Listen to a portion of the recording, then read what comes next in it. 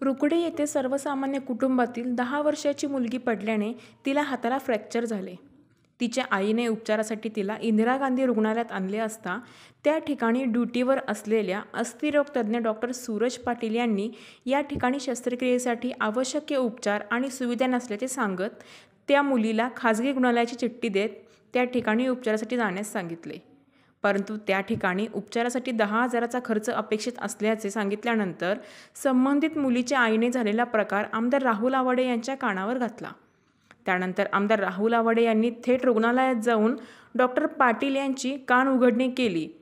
संतप्त आवाडे यांनी डॉक्टर पाटील यांना त्यांचा परवाना रद्द करण्याचा इशारा दिला. आमदार राहुल आवाडे यांनी केलेल्या तक्रारीच्या अनुषंगाने गुरुवारी दुपारपासून इंदिरा गांधी सामान्य रुग्णालयातील कंटांतरी वैद्यकीय अधिकारी डॉक्टर सूरज बाबासाहेब पाटील यांना कार्यमुक्त करण्यात आले.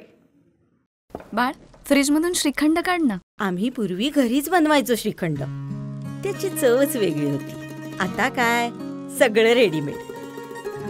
आजी, हे श्रीखंड खाऊन बघ. आज तुझ्या आईनं घरीच बनवलं की काय?